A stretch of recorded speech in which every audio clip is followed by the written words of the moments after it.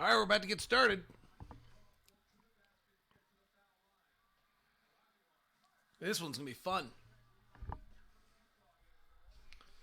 Jazz Rockets. Try to get Bowler. Try to get David James. David James and I miscommunicated on timing today, so we'll see because they moved the show. We'll see what time we can get DJ at some time. Bowler's going to join me at some point here as well. And we are glad to have you aboard. Watching Game 6 of the Jazz and the Rockets from the Western Conference 97. A lot of us remember this one. I covered this. DJ and I were both there covering it. Bowler was as well, so it'll be fun to kind of go back to those days. Let me close my blind here. It's finally become sunny out. Chat room's going to be vital today. I have all you up on that. Let me send out a tweet and make sure everyone knows that we're out here.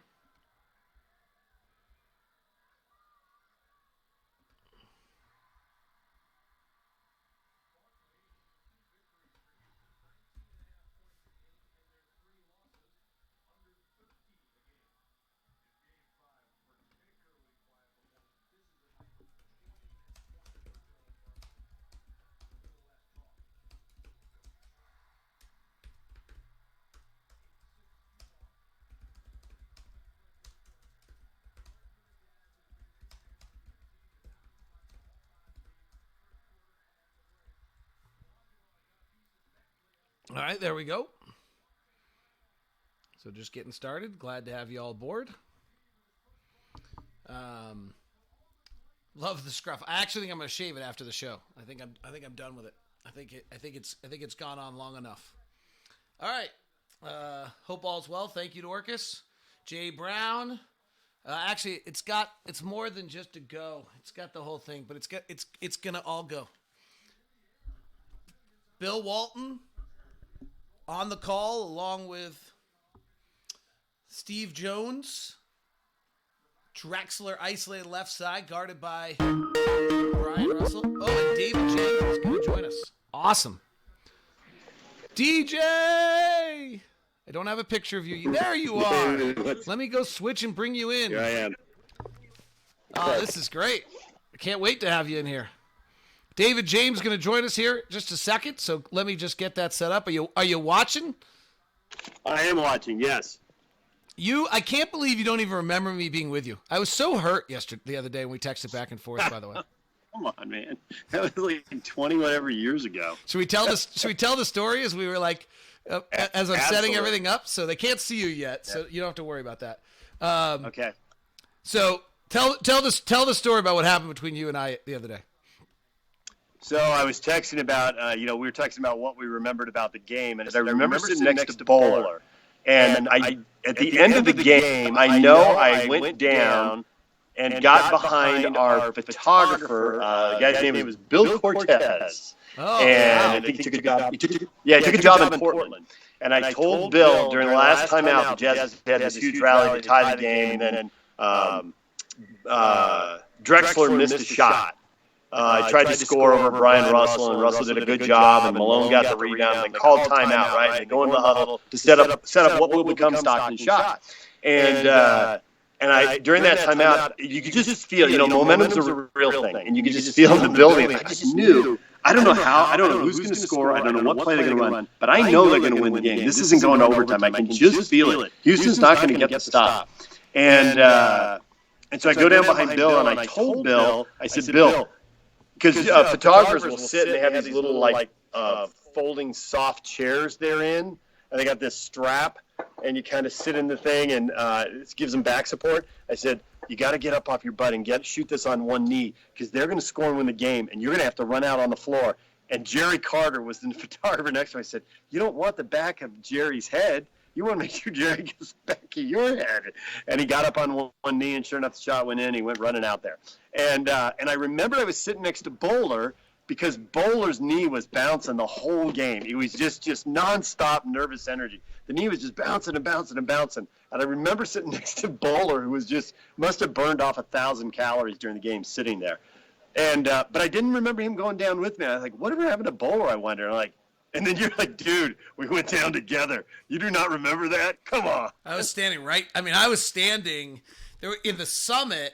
There was a walkway in which, between the fans and like the front row seats, and you were walking, and Stockton was like, I mean, it felt like you could touch him. There were people between us, but it felt like you could touch him, and you're not supposed to cheer in the media. And I've been a lifelong Jazz fan my entire life. And here this thing happens. It's a great time for us to think back on. Obviously, from a Jazz standpoint, it's the greatest moment probably in franchise history. It's also a pretty great one for us. You and I were. We just lost David's Skype. I'm not sure which. No, I'm back. Okay. I bumped a button. I'm good. You were 27, I think, probably 28. How old are you now? 50. Are you over 50? I was a little old. I was a little older than that, Dave, but I don't want to get into it. All right, so I was 27. Yeah. And the other one I remember about this, just to share. So I'm 27, you're 30, Bowler's 31. Like I think you're married, I'm single, Yeah. Bowler's married, but we spent a lot of time together in that era, right? I mean, every Sunday night we went to Hog Wallow together, basically. Yep. Karaoke. Remember the karaoke? Yes, we had the radio station going on. I mean, there were a lot of really, I don't know. Those are like, radio, TV, shoot-arounds, practices, games, post-games. There's a lot of stuff. Right. So for us to all be here, now talking about, there is a whole element to kind of this whole experience of it does tie us together, I guess is what I'm trying to say. Absolutely. That's kind of the most awesome thing about it. It's great to look back at it. Like I was listening, I don't know if you heard the open of the broadcast. Bill Walton's like, Rudy Tomjanovich under extreme criticism for the lack of motion in his offense. And it was like, because they were throwing it down to Olajuwon and just kicking out to threes. Yeah. And it's been interesting watching the start of the game here. You forget how congested the paint gets. They throw the ball into Karl Malone at one time, and there's a guy in a corner, and the defender is, I think it was Stockton actually, and Stockton's defender is actually not that worried about the three. He's worried about the ball going back into Karl, so he's dropping in there, and Hornacek cuts through the lane, and all of a sudden there's like three guys around Karl. It's like, when do you ever see four guys around the low post like that? The game, it just looks different. There's so many people, in the paint. It's so congested. This is what we see now. That's right. Reliving Game 6. It's on right now. It was on the other night, and Stockton takes over late. And Stockton takes over late largely because of kind of what we'll talk about when it happens. But you won't be with me then. So it is because Malone had not been very good in the clutch because of exactly what he just couldn't get shots. In that day and age, you can't get space, you can't get shots.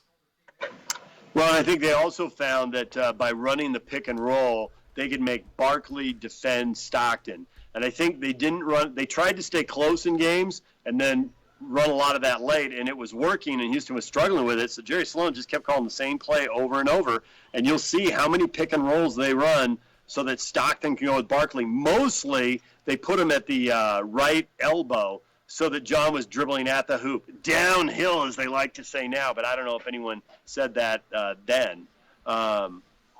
So that was intriguing, and they just called the same play over and over. And I brought it up with Sloan in training camp the next year. We were talking about something, I don't know what, but there was much more casual time with the coach at the right elbow, and he just gave me a look. I'm like, "You wore that thing out?" He goes, "Well, it was working. I didn't see why you should call anything else." We needed basket. Absolutely. Yeah. When you as you watch this, I got asked today because of Stockton's birthday by Scotty and Hands on 1280 The Zone and 97.5 whether or not, what's my memory of Stockton? It was like, we knew he was great, but there's something kind of great about going back to watch and see how great he really was. Yeah, it's absolutely true. I mean, you look at this. He was born in 62. He's 58 today. So in 97, he missed a layup right there. What's he doing? Yeah. Come on, John. Hard to believe guys aren't perfect, right? Yeah, we can touch on that in a minute. So he would have been 35 for this game then. And our guy right now is 23, huh? Right? Yeah. I mean, I think so. He was 35, and he still had it going. Well, I remember the 3 oldest teams in the NBA were the Rockets, the Jazz, and the Bulls. Well, there is something to be said for that. Young teams don't usually win. Shaq didn't win till he was 27. Jordan didn't win till he was 27. Olajuwon, I'd have to do the math on how old he was when they finally won, but he might have been 30. So, yeah, that's who wins is the veteran teams. You're like, well, you're getting near the end of the window. And like, yeah, but that's when most guys do it, So, Kobe and Duncan and Magic and Bird were outliers. Kobe had Shaq, who was in his prime at 27, so that helped. All right, we just got a great question on the chat room out of the Facebook. We're live on Locked On Live on Twitch, on Facebook, as well as YouTube. We're live on Locked On Sports, on Periscope and Facebook. So great question just came in from Steven Ronsley. Outside of this, what are your top 3 Jazz games? So I have been a Jazz fan my entire life. So I can go there. You came to Utah when? I came here in the summer of '92. So they had played their first year in the new arena. It was a new arena at that point. And they had gone to Game 6 with the Blazers and been beaten in the Western Finals, and then I came to town. All right, so other than this, what are your top 3? Should we go top 3 Jazz wins or just top 3 all-time Jazz games? Either one you want, whatever you like. All right, give me top 3 Jazz wins. This is top 1. This is the greatest win in franchise history, unquestionably. Yeah. So absolutely. Does the Oklahoma City win to knock the Thunder, to get out of the first round the year after Gordon leaves count? Does it get into the top 3? That is an excellent question. I was going to say, actually, I hadn't gone to recent history. I was going back further. I was thinking Game 7 in Houston when the Jazz won on the road with Boozer and with D. Will. Against Yao Ming and Tracy McGrady. Yeah, I mean, to win a Game 7 on the road is a big deal. So I would say Jazz Clippers winning a Game 7.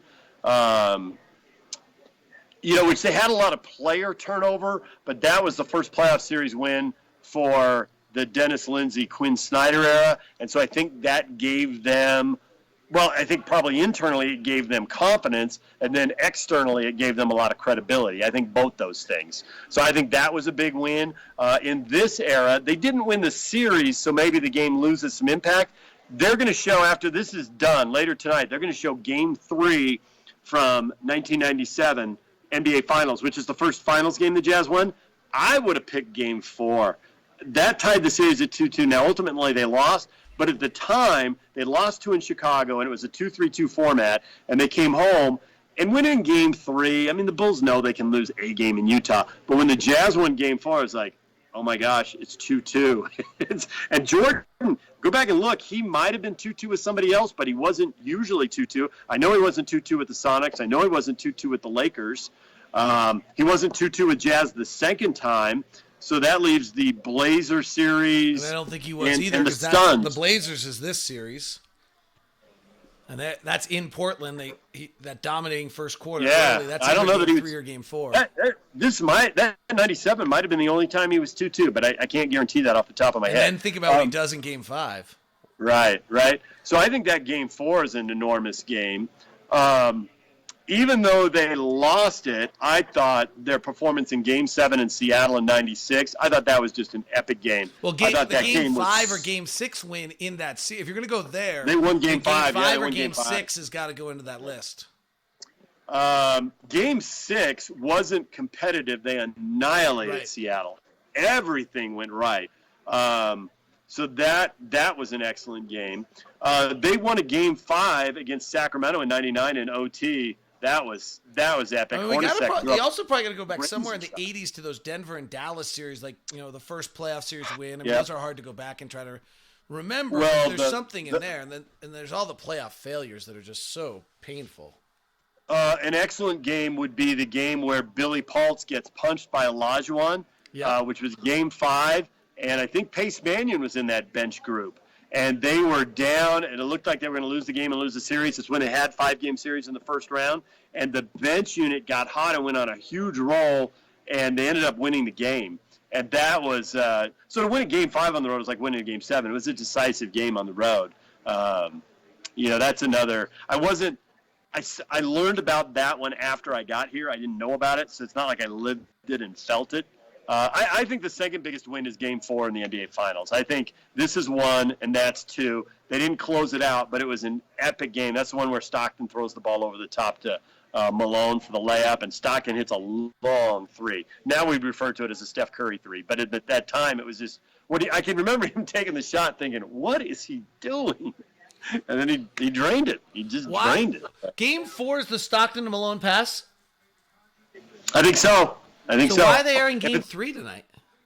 I don't know. It was another good game, and Jordan had a shot at the end, I think.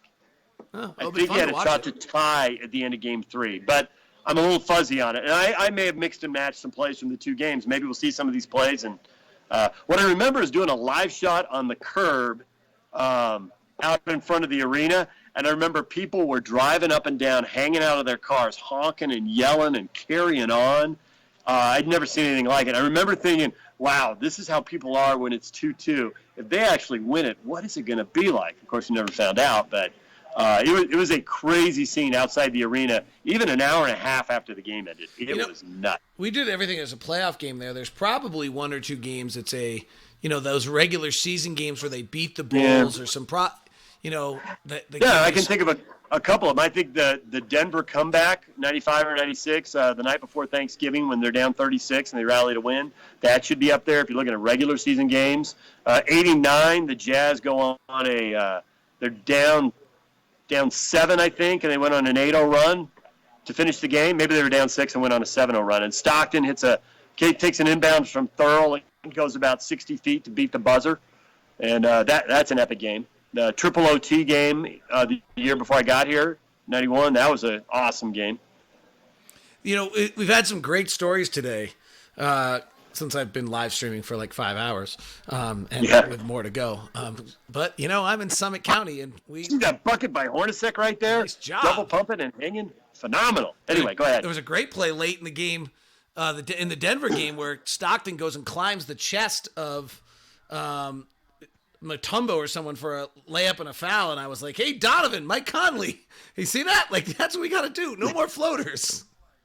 Yeah.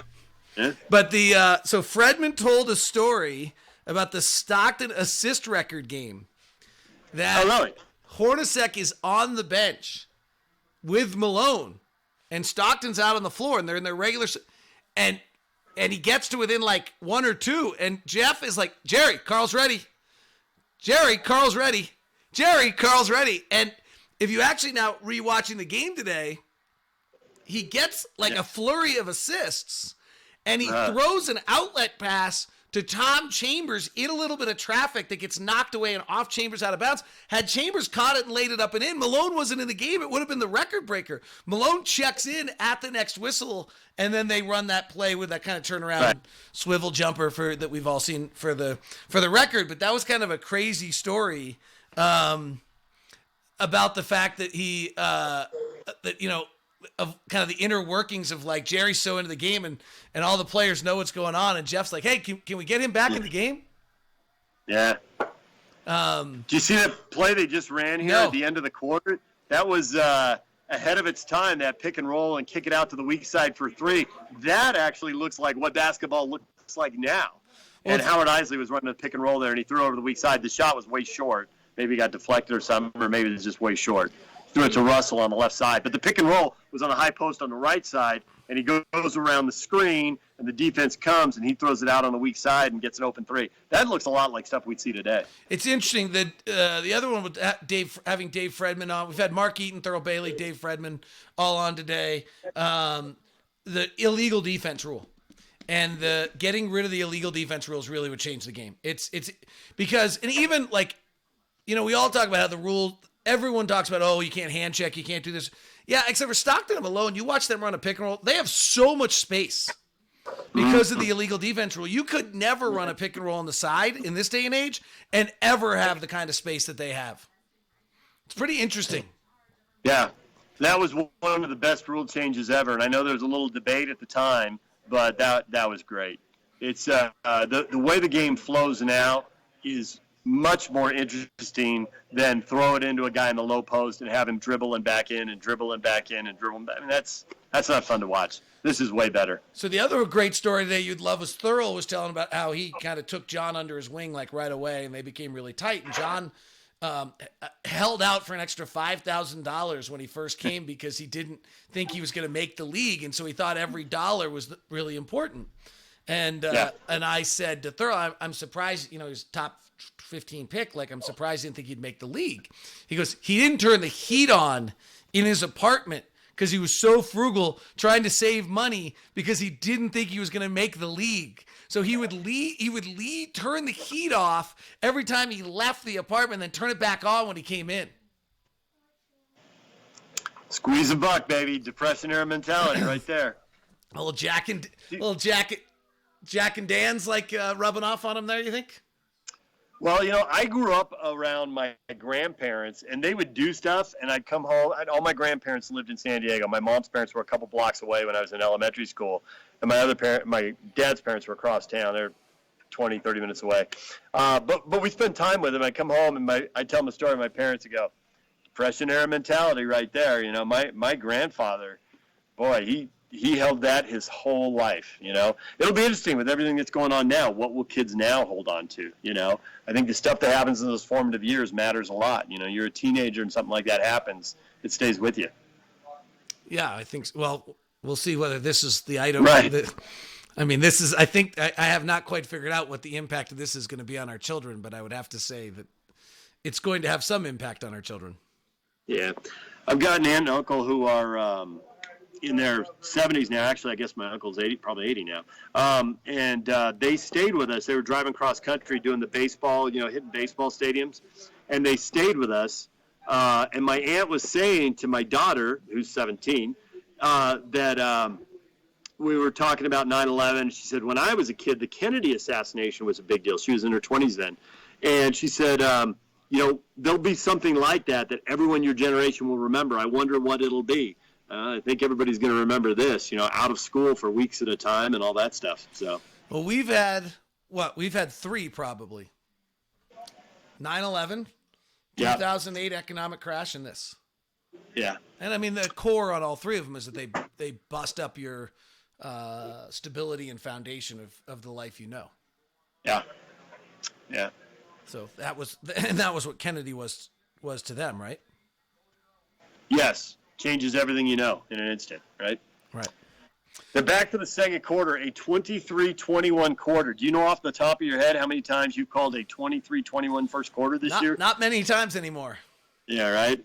And if you're not calling 23-21, you might be calling somebody with 21, but it's because the other team had 35 or something of that nature. Boy, every play is into the post. Look how much space there. As much as we're talking about how crowded it is, because you can't come in and sag, you have to totally commit double, or else it's illegal defense. Right. You just with 2.9, you'd never get this. But like every play is a post up. Look at Greg Foster. He is in as one of the first stretch fives in the NBA. Foster.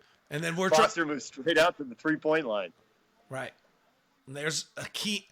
Who Eaton? I asked today, hardest person for him to guard. It was Akeem. Right, but Akeem said Eaton was the hardest guy to score over. Oh, I didn't know that. Did he really? Oh, yeah, because he didn't.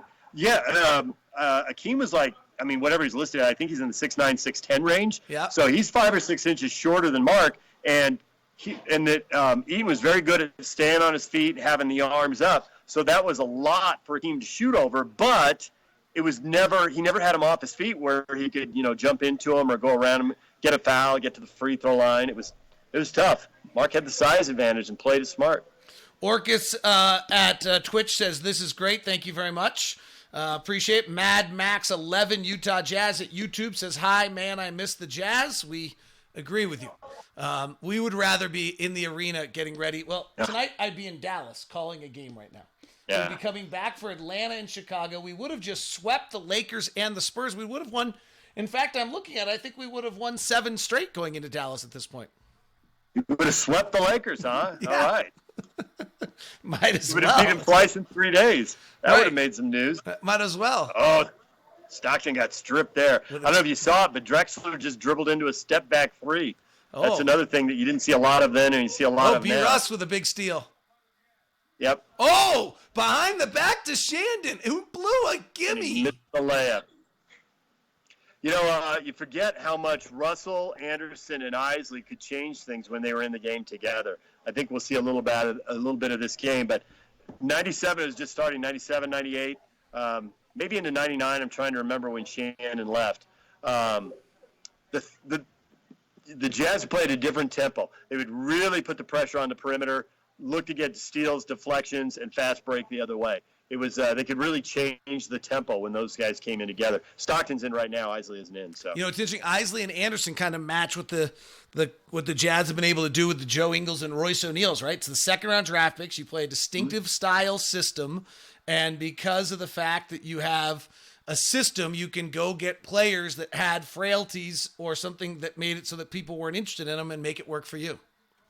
Shandon Anderson came in and was pretty good right away, but I think the whole player development thing that we talk about all the time, that with Isley and Russell, they definitely grew and improved over time. When they first got there, you weren't sure, should they be in the league? If they are, what's their role? How does this work? Isley was just so slender. Brian Russell was changing positions he'd been a back-to-the-basket 4 at Long Beach State, and now he's going to be a 3-man and out on the three-point line. So he had to learn a new position. And with Isley, it's just like, is he going to be overmatched physically, or is he going to learn how to do this? And they figured it out. Stockton throwing elbows, baby. Look at Stockton getting worked up. Stockton tossing an elbow at Kevin Willis in there. That was sweet. They're down 5. This is a key part of this game. Let's see. Watch this again. Stockton goes in. Willis cuts him off. He's trapped. He calls timeout. He's in trouble. Willis gives him a little shove. Stockton thinks he's up closer, puts an elbow up. He was going after him right there. Way to go, John Stock. That shows you how big Kevin Willis is. He just put one arm around one side and one arm around the other, trying to put him in a bear hug and get the jump ball at the same time. Yes. You could see Stockton got a little small there on the baseline when he didn't have any room. Yeah. Yep. Well, you got to get back to TV, or are you good for another minute or two? What's yours? I'm good for another segment. By the way, he's at the station. His house does not have brick walls in the back that have Talking Sports up on the wall. Talking Sports look on the wall. Yeah, I mean, you might think that PK actually has little lighting in a house that says 1280 The Zone, PK and DJ #1 morning show all around the whole house. It's true. How you guys doing? Add that. How you guys doing with the show? We're doing fine. There's still a little bit of sports news every day. And we make sure we have 2. Today we actually ended up having 3 guests. I think we're going to have Mark Harlan, the Utah Athletic Director, on next week. We're having Chris Hill on tomorrow morning. I don't know if you saw, but the NCAA payout, which they've been paying out $600 million to schools, is going to pay out $225 million this year. That's going to be a hit. And I think, but it's going to hit different teams differently and different leagues differently. And so it's one of the reasons to talk to Chris, because obviously we went to Utah. I think financially Utah was kind of on the low end of the whack. They ended up being on the high end of the Mountain West. And then, going to Pac-12, that's a whole different set of finances. So I think he can talk to how this is going to hit some different schools. Now, he was always at a school that had football. For the schools that don't have football, that could be a different element as well. So we'll talk to him about that tomorrow. You're going to be on tomorrow, so there's that. Oh, I am? Yeah. What time? I've been told you're going to be on at 8:30. So well, maybe I'll text Jake back, which I probably haven't done. Hey, can you join at 8:05 or 8:30? Yeah. All right, I'll do 8:30. Yeah, there you go. Okay. There. I'm on 8:30 tomorrow, DJ. We had Bowler on. He did not know this morning the story about the cameraman in Detroit who worked on the broadcast. Yahoo had the story first, and I think other people have picked up on it now, but I think Yahoo broke it. He's in a medically induced coma, and he's the guy who shot the locker room interviews in the Jazz locker room after the Piston game, which was they played the Pistons. Well, you were at the game too. Came home for one game and then went back out on the road to Oklahoma City, and that was the game that was canceled. So it was right there at the end of that road trip. And that photographer's tested positive for COVID-19. He was in the locker room. I think it speaks to the whole issue of, well, Rudy, we knew about Rudy first. So, well, how did Rudy get it? And then Donovan got it. And so did he get it from Rudy? But now this cameraman has it. A Pistons player has it. how many other people, Right. did you And we don't have give testing. 5 to some usher running off the court? What about pregame? Marcus Smart on March 3rd was out with an illness, and on March 6th played the Jazz and has it. See, you just I don't see how you can go back and track where it went. You can link all these people, and somehow it moved through these people. But the camera in the locker room, that goes to social distancing, 6 feet away. As a cameraman in the locker room, he was almost certainly inside of 6 feet. Christian Wood had it, and he was shooting. The cameraman was shooting on the floor, right? Also. I don't know what that guy did during the game. I know after the game, there's typically a guy. We're down 9. Are you sure we win this game? We're down 9 in the second quarter. Yeah, it's going to be a big deficit in the fourth quarter, too, so get ready for that. Everything goes through Carl. There's the waiting for the screen action with B. Russ. Right back into a pick and roll. And Stockton, short because he was fouled on a contested 15-footer. And Steve Javy with the whistle.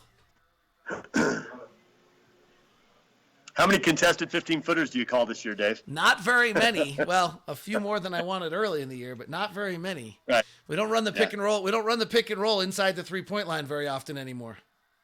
No. Nope. That's the one thing. He doesn't even have point. Oh, he and Malone have been terrible so far. Like, this is going to fit into the all sorts of things. Well, Carl, they had a graphic a few minutes ago. Carl was 3 for 7 in the game. I know when he sat down in the first quarter, he had 6 points because he goes out at about 9 minutes or so. Yeah, the two of them were not rolling. Stockton's Rob on Facebook says Stockton does more than the big shot. He goes bananas to win it in the fourth. No, Stockton's fourth quarter is it's huge. It's incredible. It's huge. Malone doesn't. I don't think take a shot for the final 5 minutes or 4 minutes of that game. He missed a jumper. Actually, missed a jumper with about 3:30 left in this one, and then he doesn't get another shot off the rest of the way. It's very hard for him to get looks on this one. Confusion, bad spacing there. Was that pass for Carl or was it for Shandon? There were too many guys too close together. Leads to a turnover. 6 minutes left in the second. Is that Matt Maloney at the point for them right now? It is. Yeah, and that was the matchup the Jazz really wanted to exploit in this series. And a lot. One thing I think people have forgotten about this series, up until this point, the home teams won every game. The home team, right? Because Charles is saying in every press series doesn't start until the home team. Like I remember we were all going to Barkley's press conference after Game 6, going, "So we ask him if the series has started yet?" Yeah, he was hilarious in this series. My gosh, he had so many good quotes. This and in '98, he was hilarious. He said stuff that I can't even repeat even now. It was funny. It was totally inappropriate, but it was funny.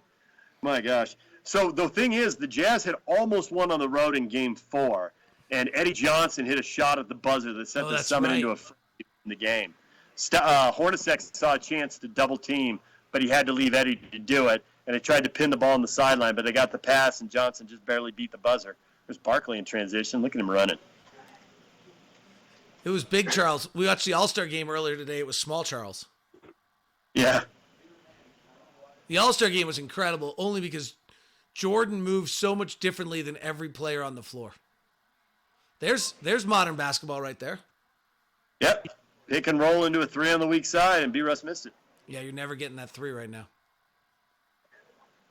No, you got to swing, right? It's not going to be – the first guy's not going to be open. Look how much room he has. As much as we talk about how little room there's, look how much room he has because of the illegal defense rule. And he was such a good passer. Timeout, Utah. Did we think that they'd win Game 7? Or was our mentality at the time like, oh, God, we can't have another pressure game? We'd lost Game 5 to the Rockets once, if not twice already, right? In the first round in '95, it lost a Game 5 to the Rockets. Yeah, that's the year. That's the year we should have won it, right? Right, in '96, the Sonics knocked out the Rockets. Yeah, that was a 60-win Jazz team. In '96, the Sonics knocked out the Rockets, and then they knocked out the Jazz in the conference final. So that was the only year, '96. The Jazz and Rockets met 4 times in 5 years, and the Rockets won the first 2, and the Jazz won the last 2. If you've got any questions for Mr. Know-It-All over here, David James, who knows and remembers everything, feel free. We are live on Facebook and on Periscope at Locked On Sports. We are Watching the Jazz begin to battle here. We're in the second quarter. We've Malone's turnaround Jay over Barkley. We still don't have a guy in the NBA as strong as Malone. Like, that actually is kind of like, maybe we do somewhere, but I don't think we do. Like you look at Malone's body in this series. Yeah, maybe LeBron. I mean, I've always thought LeBron was going to end his career being Malone in the post. He's come close this year. Yeah, it's a little bit of Carl in the post, but I think it's a little more of Kobe and MJ, because he does like that fadeaway from 15 or 17 in the post, which actually is kind of what Olajuwon did late in his career too. We're seeing a little bit of that. He's still turning and going middle here. It's also what Malone did late in his career. Yeah. Jazz are back within 4 now. They were the, 39-35. They were the dream team with their 3 stars all put together. And then a bunch of CBA players, because Rudy Tomjanovich, Clyde Drexler. Rudy Tomjanovich used to always say he wanted guys who could handle the storms of the season. When the things went awry, it wasn't they'd had gone through something tougher. So Mario Elie and Matt Maloney and all those guys were there for him. This is not going to end well. Oh, Ostertag over Olajuwon. I think Ostertag played well in this game. I think if you go back and look, he always had his good games and his bad games. And they're, not nearly enough good games. But I think he was actually pretty good in this one. This basketball is fairly boring, by the way. I mean, it really is. Walk the ball up, drop it in the post. 2, 3 dribbles, fumble it, 4th, 5th dribble. Where's the double team, Jerry Sloan? Barkley wants to know. Spinning away from the double team for a baseline J. All right. And, it's interesting. So much of what we talk about now is angles of pick and rolls and where you're setting pick and rolls. This is all about angles of how you're getting the ball into the post. Sometimes they're running Stockton, a big to big pick from the free throw line to the post. That time they brought it in from the corner. Like, this whole game is when your entry point is and then how you space off where your entry pass is. Where our game now is pick and roll and what angle Rudy's taking on his picks. Wow, that's stunning. Another post up. Yeah, 2 dribbles in the post. That was a relatively quick post move out of Barkley. Well, we have league rules to change that.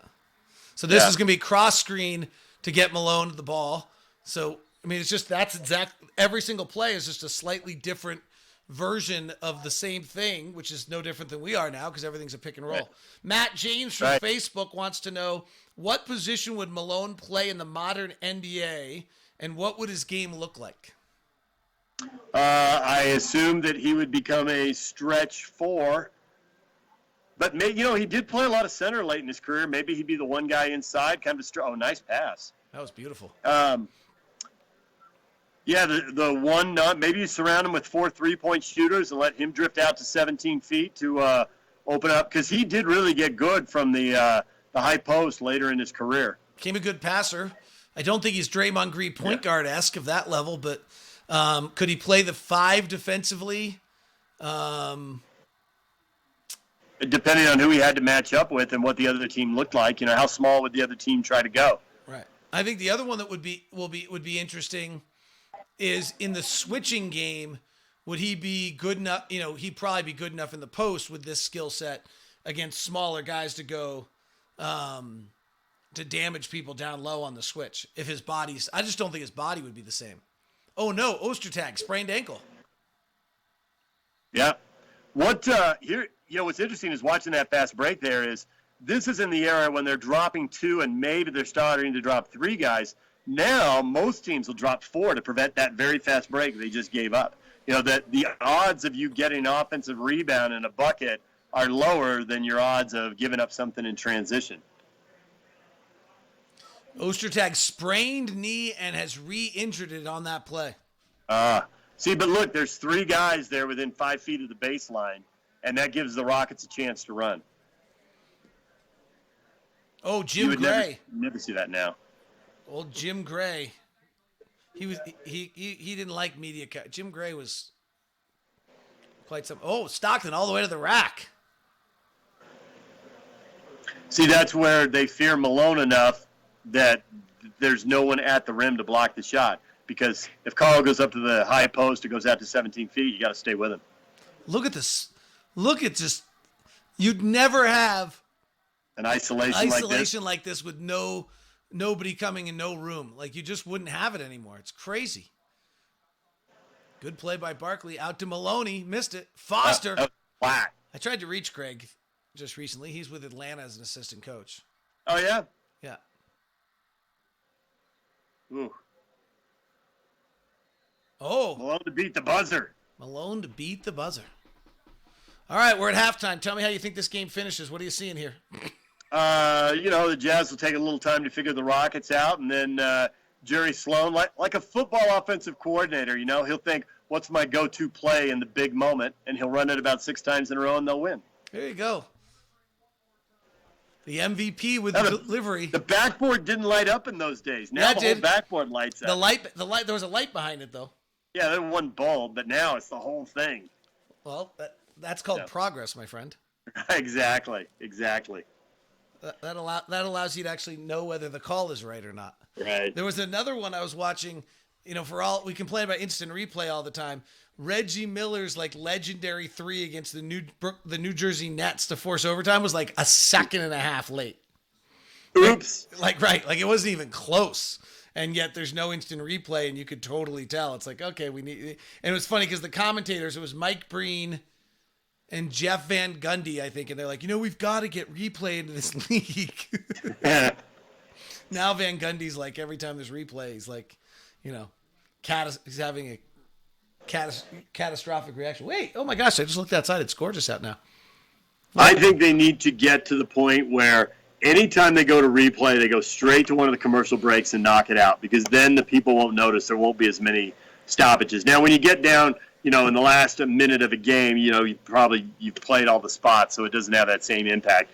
But anytime there's something earlier in the game, the NFL's gotten good at that. If they go to a replay, they just go to a break and get it out of the way. You were going to have a break at some point anyway, so just do them both at the same time. Oh, quick reaction by Jazz fan Rob on Facebook. Instant replay would have helped with Howard Isley's 3 in the finals. Right? Dick Bavetta. Yeah. Yep, there were 2. There were 2 where it would have mattered. Look at that. Rob follows up with, they gave 1 to the Bulls, 2 that was late. See, you two are on the same page. Maybe you are Rob on Facebook. I'm not. Trust me, I'm not. So you're going into the office. How many people are in your office? Oh, it's really changed. Reporters and photographers don't come in unless there's a specific reason for them to be in. So a lot less. Actually, even when we do interviews in studio, the person who interviews, there's a room that has been repurposed now that has an exterior entrance. And that's where you walk in to do an interview. Like if you're coming down to do Talking Jazz with Dave Fox. I did on Skype this week. Okay, yeah, if you're on Skype. We are doing more Skypes, more live shots. So it's not quite like a weekend, but it's pretty close. There's a few more people. Have you changed your seating at the desk? Like on the anchor desk? Yes. We don't do the closing shot with all 4 of us because we would be inside the 6 feet. So weather and sports are no longer in the closing shot, and the anchors are split further apart. That's pretty interesting. Yeah. So yeah, there are changes, absolutely. There are small tweaks here and there, and constantly I had someone in to clean the station today. So. Well, I live in Summit County, and evidently we are going crazy. You're on lockdown up there. Yeah, evidently rightfully so. From what your Summit County has more cases than any other county. Some of them are tourists. I think 8 or 9 of them, something like that. Yeah. So really trying to but see, it kind of makes sense. It's you don't think of it because Summit County isn't as urban, but the heart of Park City is very urban. And the more urban you get, the easier it is for people to overlap and for their space to overlap. And the more people are touching the same door, you're just not spreading out. Right. And even people from all around the world. All right, we're starting the third quarter. It's Houston 49-43. Dick Bavetta moving Jim Gray out of the way. Yelling. Barkley's messing with Jim Gray, and Jim Gray's on the court. I actually think they were mad at Jim Gray for being on the court because they were supposed to start, and Jim Gray's such an egotist that he thought it was a joke. Boom. Did I say that? You did. Wow, I'm still bitter for an interview he did with me 25 years ago. That's nice of me. Whatever's going on with the knee, Ostertag's back. That's right. Well, Jerry told him he had to be. Yeah. Oh. Whoa, we got three guys fighting over the same rebound. Did you hear Hot Rod earlier today? Did you listen to the games? I did not. It was so great. And Booner is just an unbelievable piece of our culture. Like he's been there for all these. Oh, Stockton, an off the bounce three in Maloney's grill. Yep. John didn't shoot it very well in the first half. He's destined to change that. John probably knows what he needs to do. Yeah, and it's a 3-point game now, too. They're right back in it. Drexler isolated left wing with a pick and roll. Got to switch that. Oh, they didn't switch it. Yep. No. Well, you're right, though. Look at that. They throw an outlet pass. There's only one guy back. Yep. Yeah, that's really changed because teams drop 4 routinely. When Andre Kirilenko was here, and kind of in the middle to later portion, so D. Will and Boozer were on the team by then, there was a thing that happened one night, and Larry Miller told me about it during a Talkin' Sports interview. He said, we were talking about, going in the locker room and what he's learned about the league over the years, and he said that in a game recently that he had been upset with Andre. It was the point where, when Andre got here, he couldn't do anything wrong. And then later on, things kind of soured, but it was as they were kind of souring, and he said Andre wasn't crashing the boards. And he was such a good rebounder, right? He had the length, he had the athleticism, he had the quickness, the size, everything. And he was really irritated. And he went to Andre and he said, hey, how come you weren't rebounding, blah, blah, blah. He says, I'm not supposed to. It's my job to get back. That's what the coaches told me. And Larry went to Phil Johnson and said, Andre said he's not supposed to crash the offensive boards. He's supposed to get back. And Phil said, yep. And so that was right as the transition is changing, where now teams are, instead of dropping 2, they were dropping 3. That would have probably been, 2006, 2007, somewhere in there. So, the game just constantly reinvents itself. Every 5 years, there's something that's different. What's interesting about Andre is that's maybe the player more than any other that wrong place, wrong time. Because he had that great year when he played the 4, seemingly out of position. Remember, he's out of position. And he has that great year. And then we sign Boozer and we move him back to the 3, and it doesn't really work for him, right? Like it doesn't. Yeah. It doesn't. He's actually should have been a 4. So it's interesting that when you look back at that on his career. That was Brian Russell coming off a screen for a long 2, and he made it. But boy, he was just 18 inches inside the 3-point line, not a place you usually want to shoot from. Malone on the break on a 2-on-1. That was a really good pass, but again, there weren't enough people back defensively. It was off a steal. Ostertag 3-quarter to Olajuwon on the post and got the steal. Utah leads it 52-51. Locke, 27-year-old Locke, 31-year-old James, 34-year-old Bullerjack, quietly giving each other high fives under the scorer's table up in the summit. We were sitting behind, the basket that Houston's scoring at now. Yes. And we were up probably 20 rows. Did you go to Ruggles with us for dinner the night before? I have no idea, David. I always remember my restaurants, I don't remember. Mark Schwartz, ESPN, former KUTV guy. We stayed. Oh, was he? If Schwartz was at dinner, I wasn't there. I never went to dinner with Mark. Okay. I used to talk to him all the time, and I found some of his stories in our archives. They're really good. Did a really good one down at BYU in their football stadium. Yeah, Malone's starting to feel it now. Is it 2 of his last 3 jumpers? Rob on Facebook says Karl Malone was an underrated passer. It's actually a skill he developed through his career. He was a non-passer early. Learned that from Adrian Dantley. See, Olajuwon turned into 4 blue jerseys right there, purple jerseys. Hey, I've seen these jerseys this year. I know. I actually liked these jerseys at the time, and I know when they introduced them, Stockton said something about they're okay if we're not going to wear the ones we've been wearing. He clearly didn't want to change. Well, but I thought the Mountains... he's also a guy who wore a solid colored shirt in khakis every day. Right. Malone's warming up. Hit 3 of his last 4. Maloney, straightaway 3. No. You do see a lot of the Rockets the three-point, actually now the Rockets are still really known for. We're seeing offensive rebounds kicked out for three. We're seeing, even though the ball goes into the post for Olajuwon, he's looking for three-point shooters at all sorts of different angles. Both the strong side wing, the far side, the weak side wing. Sometimes he throws it to the top of the key. See, the Jazz dropped on that shot. They didn't send anybody to the glass there. I like that play right there. Malone in the post, and then Hornacek picks Malone's man, but it ends up for being like a 12-foot turnaround jumper, so we're not doing that anymore. I do think that the low pick and roll that teams ran in this era could come back to the NBA and have some value.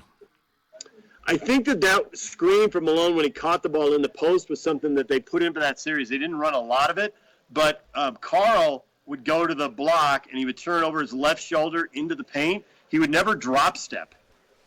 And so the Rockets got really good at overplaying it, and I think they did that to get him a little space to get that turnaround jumper off. Boy, Barkley had not been good in Game 5. He'd been only okay the whole series, frankly. Yeah. I mean, if you look at his numbers, I think he had a little bit hard time figuring out how he's going to get the ball on this team. Well, Remember, this was the team was built to win the title, and then they never really quite got it all the way together. Oh, horny. This was their best chance. Right. The next year, the Jazz knocked him out in the first round, but their age in '98 was really catching up to them. Steve Loom tells a story about '98. He and, is it Eddie Sefko? Yeah. Yeah. Longtime writer, NBA writer in Houston. They were out at dinner somewhere, something socially, hanging out, and Barkley was there and came up to their table. And I think there was a late, I can't remember what it was, but maybe they ended the regular season playing Houston or something like that. So anyways, Barkley says, the playoff schedule is out. Somebody wants the Rockets to win. And Barkley's point in that conversation was that they had a couple-day breaks twice in a 5-game series in '98. And he thought that rest benefited the older Rocket team. And ironically, they won the 2 games where they had the multiple days of rest, and they lost the 3 games they played on 1 day rest. Barkley totally nailed it before the series started. Jazz had a 5-point lead a minute ago. Yep. Drexler hits a big 3. Hornacek, wide open corner 3. Pow. At corner 3. I don't know if they had corner 3 stats then, but it was true then too, huh? Yeah. I got to figure that Jeff Hornacek probably shot 50% on corner 3s. They're doubling Olajuwon every time. Yeah, and he scores anyway. God, but it's not the monster, with 2 bigs. It's a little guy coming down. I just don't know how much a little guy bothers Hakeem. He's got to pick up the dribble, but he's got the dream shake, so he's not worried about that. You put Hakeem in your all-time top 10? That's interesting. I usually do the top 5. I don't do the top 10. Well, who's your 5's what? 5 gets easy, right? Michael, LeBron. Yes. Bill Russell. And then do you go Shaq or Duncan? Duncan. And then, all right, so 5 more. Shaq's in the next 5. Bird's in the next 5. Oh, Stockton. Is Kobe in your next 5? Yeah, Kobe needs to be in the next 5. So now we're at 8. I haven't done Oscar. Oscar Robertson's in, so that's 9. And then wait, did we put Kareem in our top 5? You didn't. You put Wilton. I would put Kareem. So then but then Wilt's in the top 10. So yeah, I guess Olajuwon's not in the top 10. Gosh, Olajuwon should be in the top 10. Well, I don't know who you're kicking out. I don't know. Kareem's got to be Kareem. John Lucas, who was probably an assistant on the Rockets at this point, has the great line of all time with us. We were talking about top players of all time, and he's like, Kareem. And I was like, really? He goes, you know why? And I was like, waiting for this great answer. He goes, because Kareem was God. I was like, oh, okay. Well then. Yeah, I don't know how you go against Bill Russell in 11 titles in 13 years. I mean, the best players were in the league. I did just see him, there's more time to watch the interview shows and the documentaries when we don't have games the last couple of weeks. I saw Bill Russell on Faraday on the Golf Channel. Oh, wow. It's really good. I'm sure they'll replay it, and it's really good. You'll enjoy it. He talks a lot about golf, a little bit about life, and a little bit about basketball. He's got some Red Auerbach stories and all that. But he talks about how when he first started, first time he was in the NBA Finals, he was the only black guy in the game. It was 9 white guys and him, and how that changed over the course of his career. I was watching a game It was an old one, and it got into garbage time, Mm-hmm. and it was 9 white guys. Uh, Because remember, the end of the bench used to always have to be white. yeah, he talked about how they were somewhere in North Carolina barnstorming during the preseason, and there was a hotel, and he couldn't stay there, and he told Red Auerbach, he said, hey, I'm going to do it this time, but I'm not doing it again. If we start doing this, we're not a team. We're just a bunch of guys who play basketball. And Red said, well, what do you want me to do about this? I can't change, North Carolina politics and all that. And he looked at Red, he goes, you scheduled the game, didn't you? And they had a pretty good relationship, and the point was made. And Red made sure when he scheduled games, where there was a hotel where the whole team could stay. And Bill said, I never had to make a big stink about it because Red never, ever let it come to that again. Damn, Oh, tough shot. Those shots are so hard. And he shot like 50%. This is the part I didn't remember. I did not remember the Jazz led late in the third quarter. Oh, Dream Shake no-look pass? So Houston has to go on a run here at some point. They got to go on a run because the Jazz have to get down big.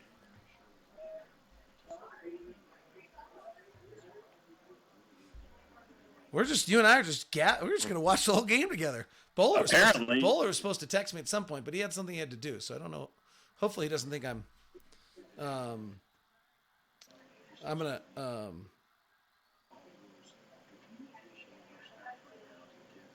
let me see if he's ready, because I think we had said if he's ready, I got to at least call him, right? Yeah, you do. I've got some work to do, so it'd be good if he stepped in here at some point. Well, I can let you go. We can watch the fourth. I can watch the fourth quarter with my friends online here. Okay. Yeah, we're social distancing in community. They say, "Oh, Drexler, wide open 3." Yep. So this is all inside out. Get the ball into the post. It's a little different now, but you'll see a little bit of this either off offensive rebounds, maybe the kind of Steve Nash dribble where you drive, but the shot isn't there, but you keep your dribble alive, and you find the open guy on the perimeter. 3-on-2 there. This is a pretty good game. I mean, obviously, but like right. you can feel it amped up right there, right? Yeah, and this is a 7-0 run by Houston right now. So everybody's up. They've got the lead again. And you can feel the players, like, Houston realized what was going on. Yeah. Oh, double splits. Boy, Isley just gets shoved. Isley just got shoved out of the way. I don't know if it's Drexler or Barkley. Ostertag kept that alive. In honor of the late Curly Neal, Hornacek dribbles out on his knees. Did you hear Bill Walton? Do you have the volume on? No, I don't. Get a rebound, please. Yeah, well, Bill Walton would be into the rebounding. There's Mario Ellie going nuts. There's a lot of crashing. Your observation earlier about the amount of crashing of the boards. Yeah. How fun. Yep.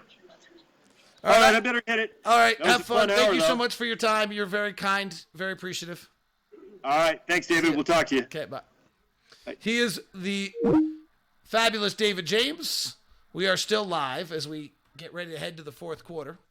Well, we have 2:19 left. Chat room is open. Obviously, a little bit more available for you. So feel free to jump aboard here if you're just joining. That was fun with DJ earlier today.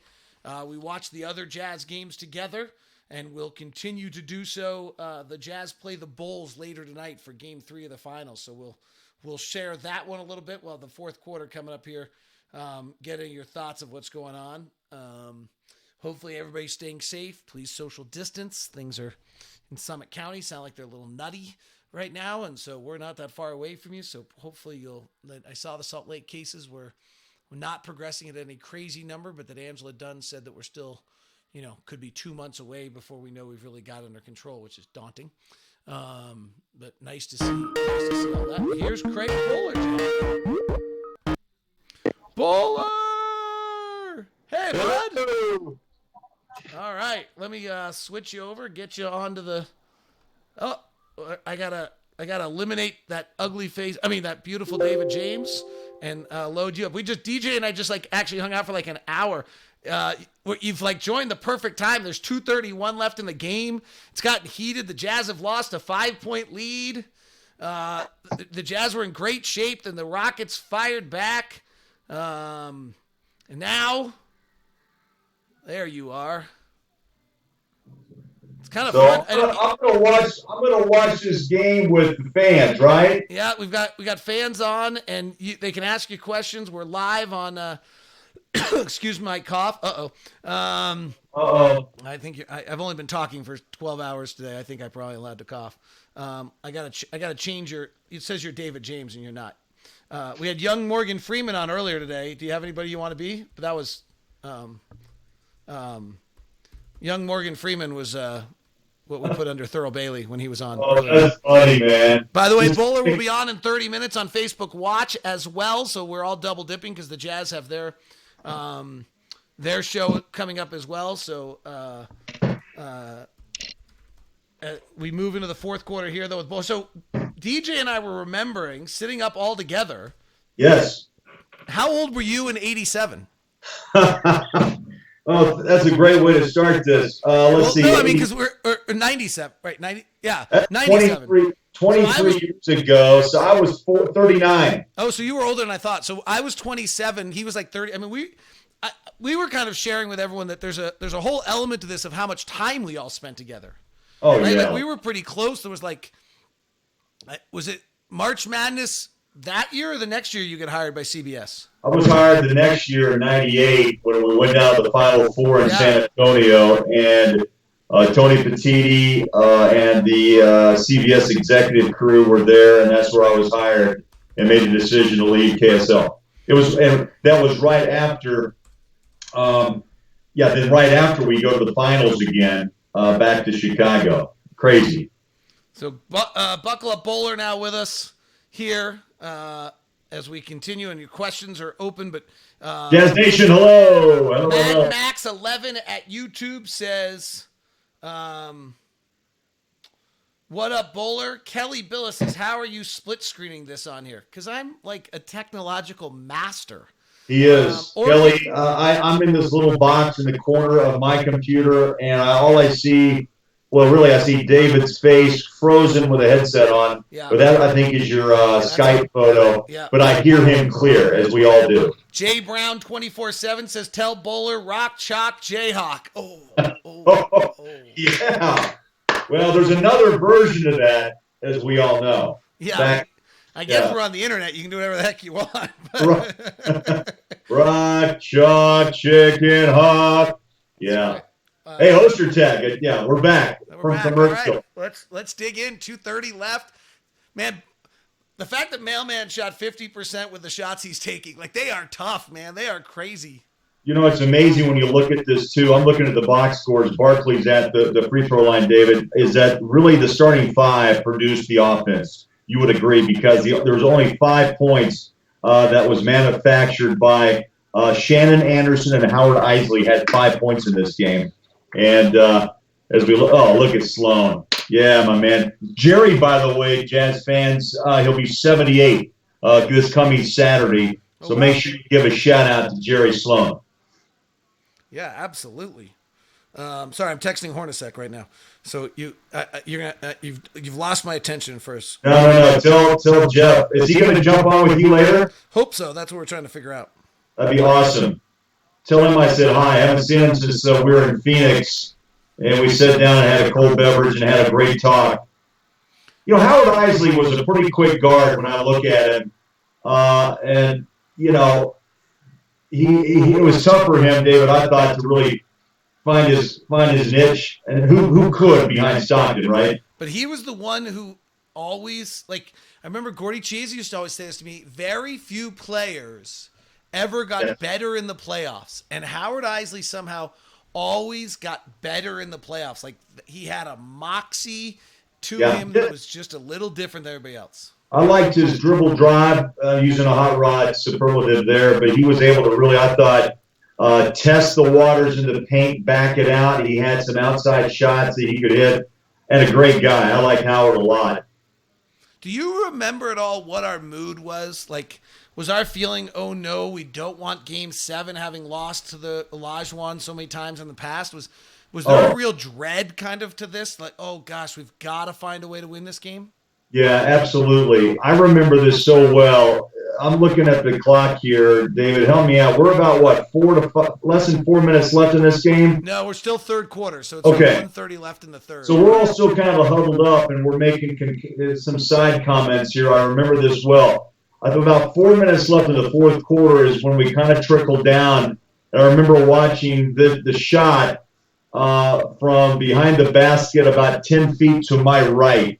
So we were going to jump on, you remember, immediately after the game was over to do Show Me the Title. Oh, yeah, Show Me the Title.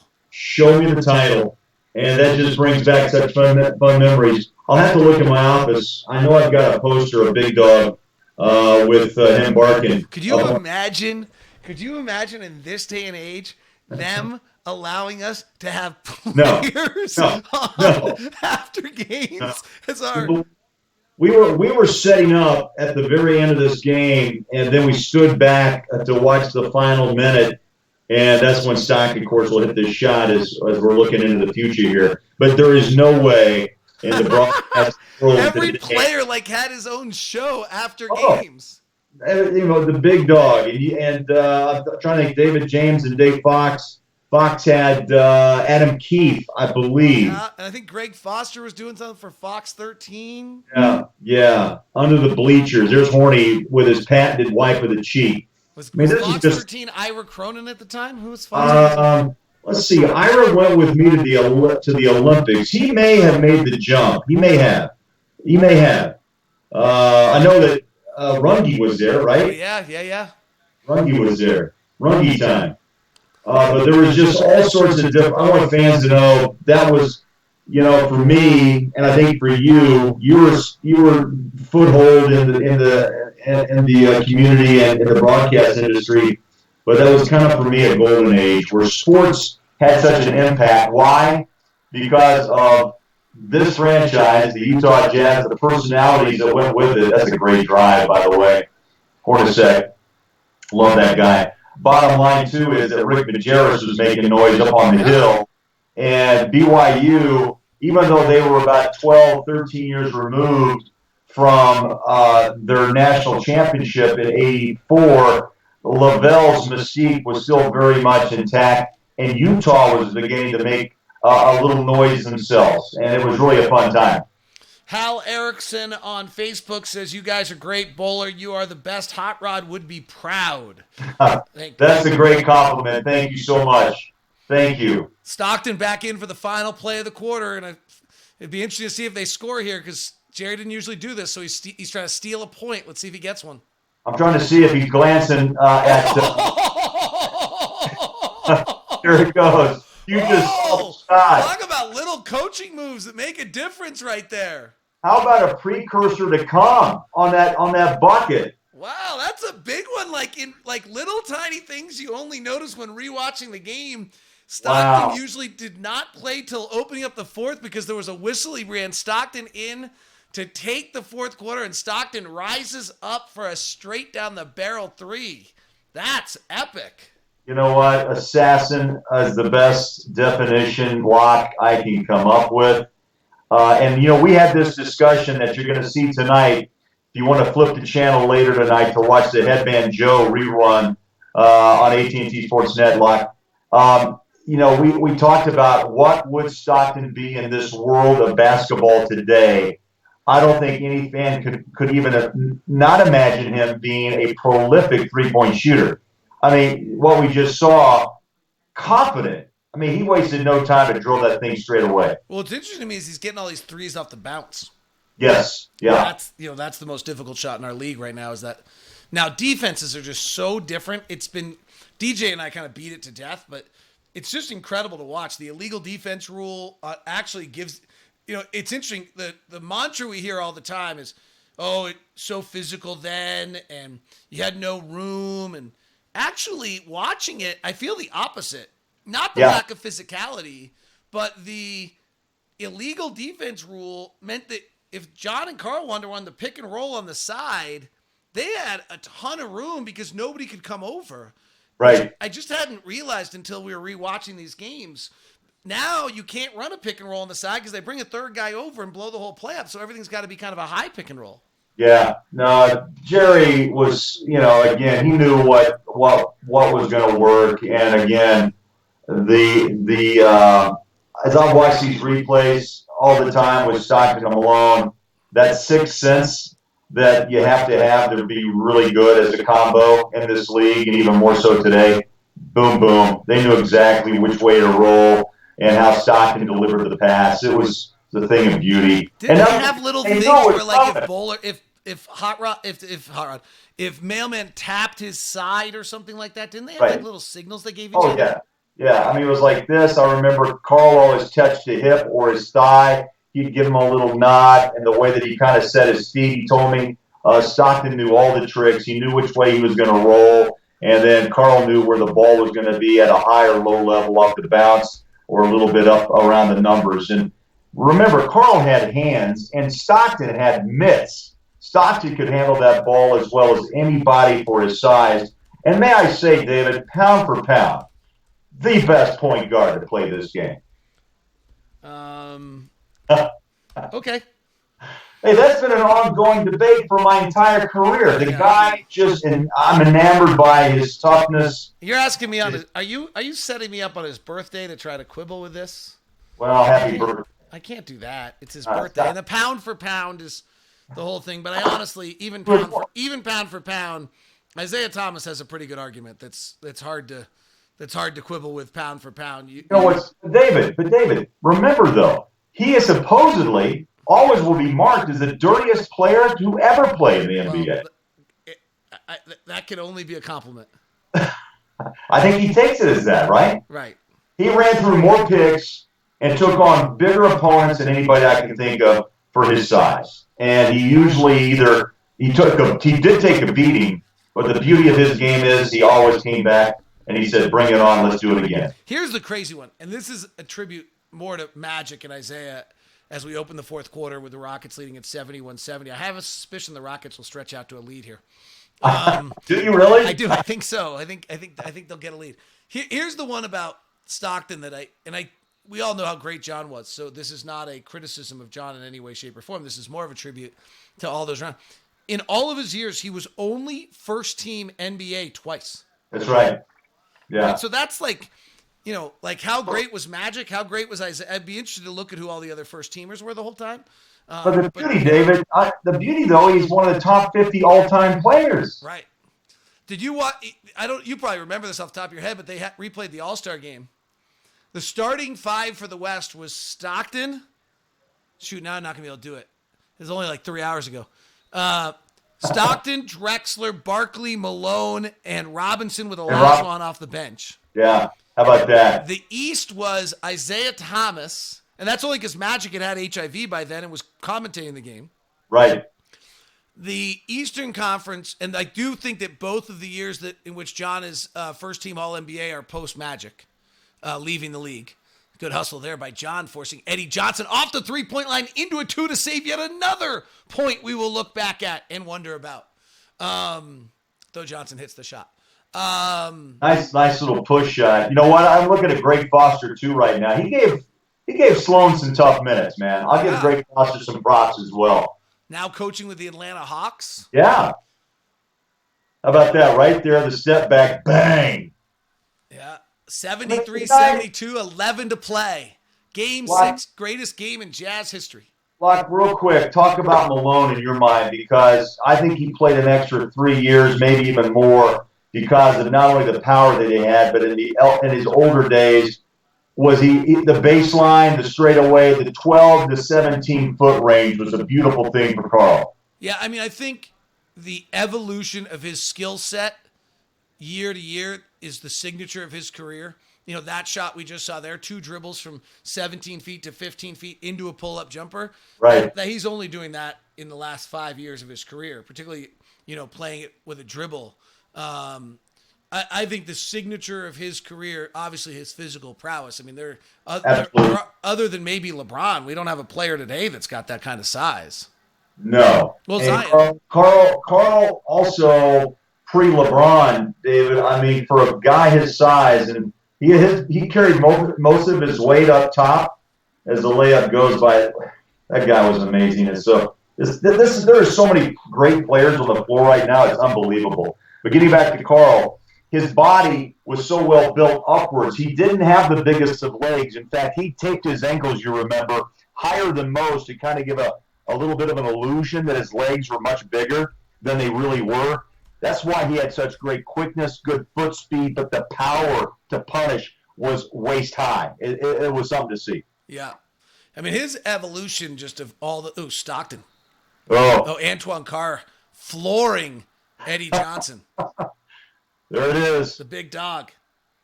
Now, this is an interesting stretch of this game because, I mean, these are the moments you remember. Malone and Stockton are on the floor, but to some extent, you're just kind of – you're trying to work the game to the final 6 or 7 minutes. Though I'm going to guess Antoine Carr. I wonder if Ostertag or Antoine Carr finished this game. That was number 2? They just popped up on the screen. I'm going to tell you because Big Dog, he only played 8.5 minutes in this game. Oh, interesting. Yeah, 3 personal fouls, so he's got one more to give here before his limited minutes. Oh, Eddie Johnson, transition 3 with I think I'm ahead of you, aren't I? Yeah, you are about 4 or 5 seconds. Well, that's a big play. That place is rocking. We're stressing out up top of the summit, feeling bad. Jazz killer right there, no matter where he went, Eddie. Well, but not tonight, not tonight. DJ had reminded me that he won Are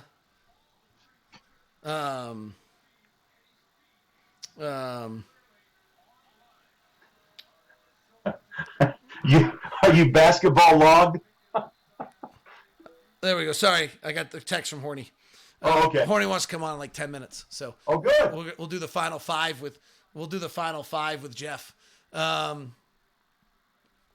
Big Dog missing. Well, to your point, Foster gave him a bunch of minutes, and Ostertag had a pretty good game. Yeah, he did. There's another rebound and a fast break. But the Jazz hustle back. You're ahead of me, so you know what's going to happen on that J, and it pops off in a rebound. Karl Malone, I'm looking at rebounds too in this game, David, before Horny comes on. The Jazz go 39 rebounds in this game, 11 on the offensive, 28 on the defensive end. Wow, that's those, and that was not a small team, right? Because Kevin Willis, who's going to be up on the screen here in a second for you, was he was one of the great rebounders the game had. Plus Barkley, plus Drexler was long. That was Drexler wasn't very physical at that age. I mean, they had really some of those guys had gotten old, right? But they were making that final run, and Karl Malone.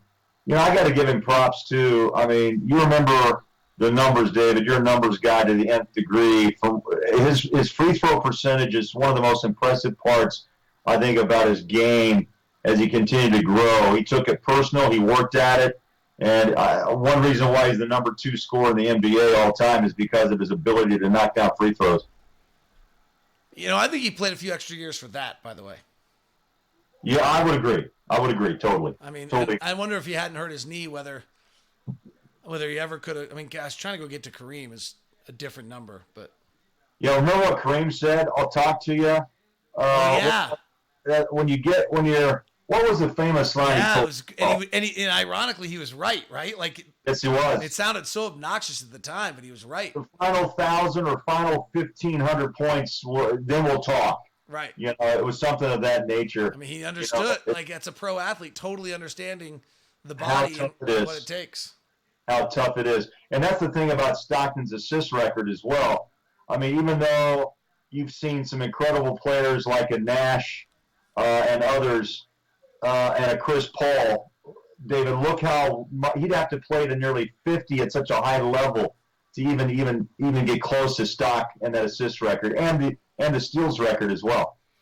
Mailman with another big J, though. Lady can't get. Look at him blowing on his hands like he's hot. Oh, blowing it. Didn't remember Malone doing that kind of stuff. Reminds me of Memo. Money. That's right. I don't know if you can do this off the top of your head. Somebody asked DJ, what are the 3 or 4 best Jazz wins in franchise history? This is obviously number 1. Oh, absolutely. And then Chicago to bring the series back when the Jazz looked to be dead in the water and Karl Malone basically lifted them on his back. You're taking the down 3-1 win as one of them. Interesting. We didn't talk about that one. I think that one, when I watched that, I think there was character and that attitude of we will not be defeated. And probably Malone also, after being snubbed, David, by the All-Star committee or the All-Star votes, came in and he took on the Bucks that night. 61. 61. Yeah, that was another statement game. Old stock, pull up three. Oh, shoot, missed it.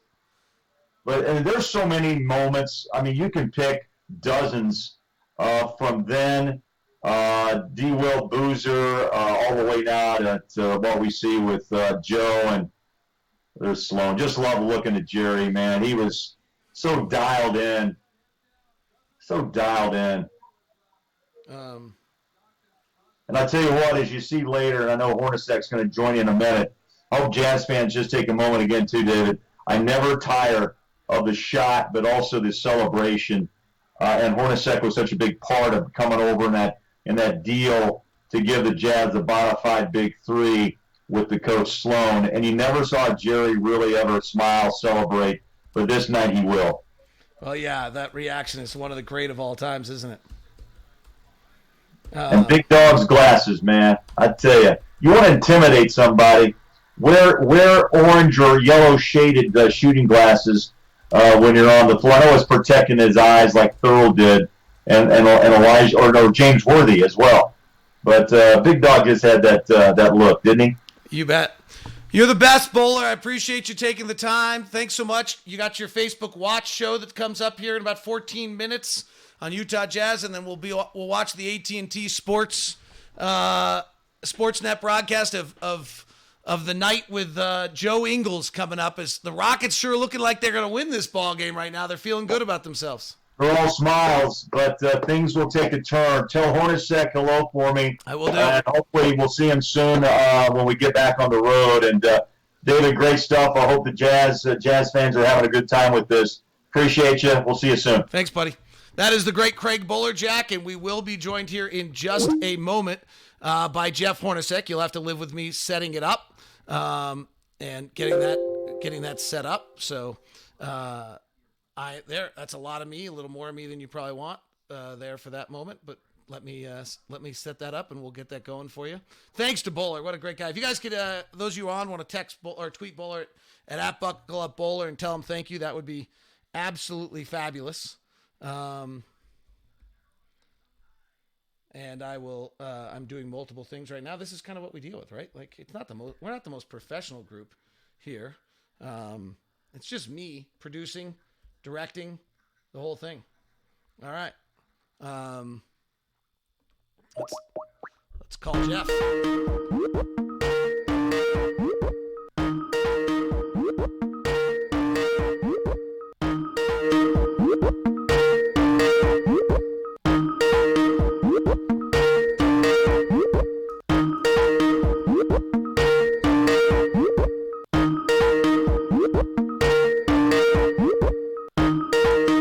Jeff's got an answer for me. Hopefully he will here in a second.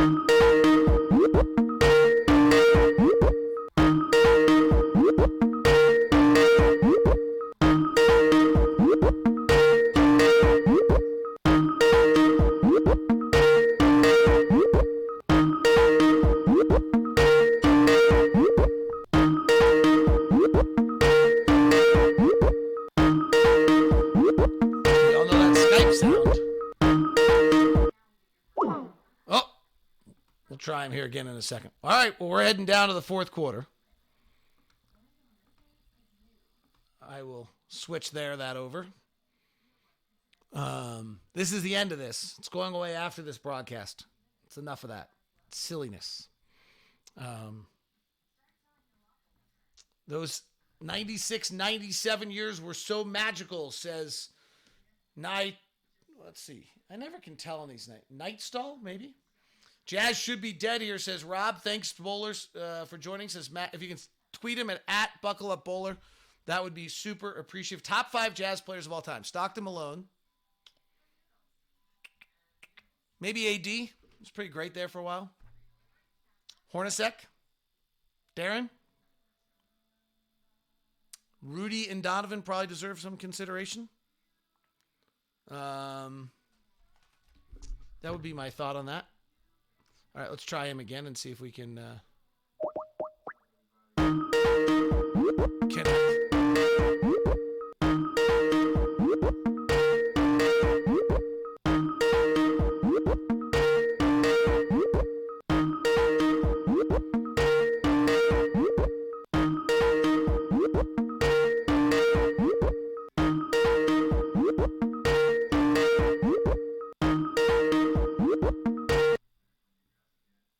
We'll hopefully connect with him. He and I have been texting, so we will hopefully get him here in just a second.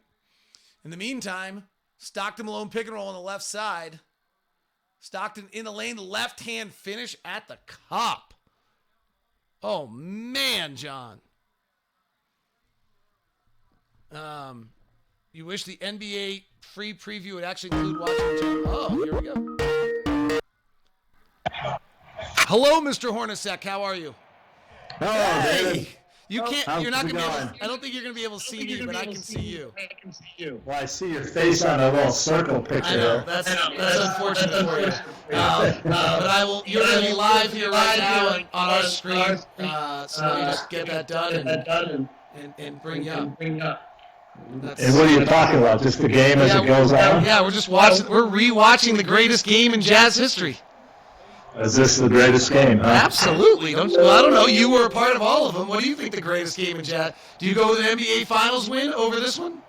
Nah, probably not. This one's more exciting. Yeah, I would say. I mean, we hadn't been to the finals.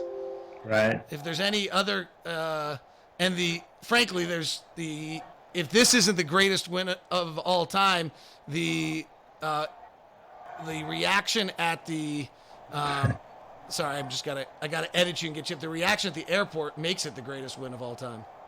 Yeah. How you been? Yep. Let's start there. Good.